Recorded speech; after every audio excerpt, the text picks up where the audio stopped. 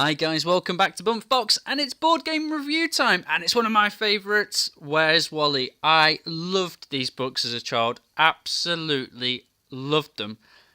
Not really books, I suppose, but they were always the ones I got from the school anyway. Anyway, so this is for, a little go up there, 7 years plus. But I've tried it with some younger children and they can do it, so I wouldn't really go too far off that. It's a fast and furious search and find game for 2 to 4 players. This is priced around £20 in most British toy shops, but if you're lucky you might be able to get it for under that. And it comes in a very big box. However, like a lot of board games these days, it's a needlessly big box because, look, 2 huge cardboard tubes as filler. And then you've got this little tiny thin layer here with a couple of bits of card in it and a few little mini bits in the middle. So a bit sneaky. So yeah, that's a bit naughty. But you get lots of Where's Wally tokens. I'll come on to why we need those in a minute. And this was from some additional scoring tokens as well. You get your Where's Wally counters. You get your scoring tokens. You don't get many of these, but these are going to be key to show who wins. You get your tick, tick, tick, tick timer buzzer. So you've got a very finite amount of time to get all your pieces onto the board. And you get 2 packs of cards. Each of these cards has a different image on, and the image relates to the board. The boards, you get 4 squares. They're 2-sided, so it actually adds a lot more game value because there's different combinations, and you're never really playing the same game. You've always going to be looking for a different person in a different place. And say if you was playing around the board, all of the images are in various angles. They're facing different ways, so it's kind of fair. So no matter where you're sat, it's a pretty equal chance you'll find your piece. Most of the cards are plain. However, if you find a card with an R on, that means it's a repeat. So it repeats your stand and it goes reversing back. So you play and then it goes backwards again.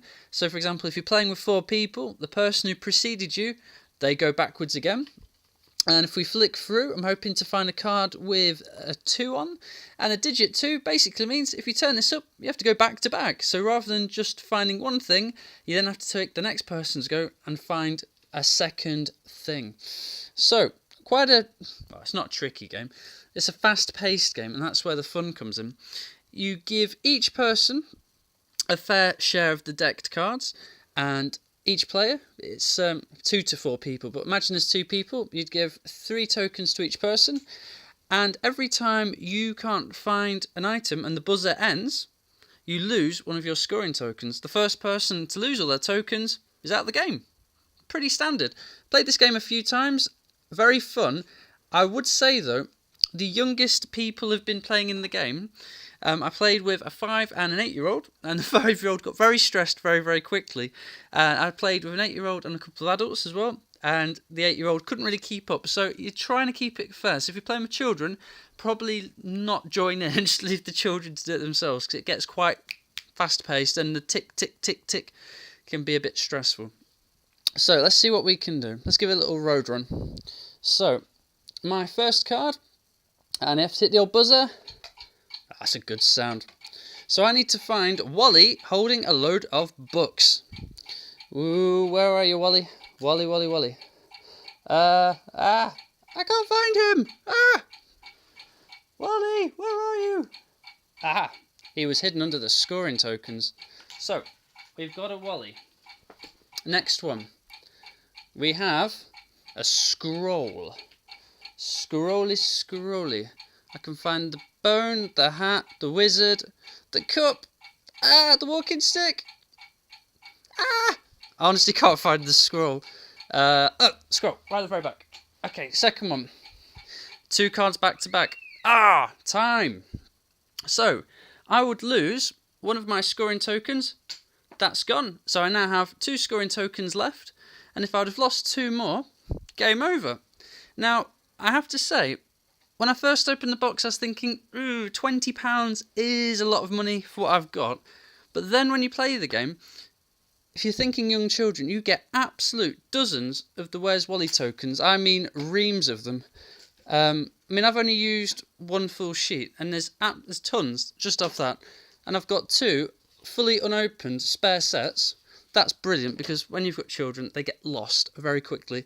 The little device, one little niggle, it doesn't come with the batteries that is required. It says on the back you require 3 AAA batteries, so you have to buy your own batteries. So if you are going to get this, make sure you've got AAA batteries up front. But I've used it quite a few times and they're still going strong, so I think the batteries will last a while.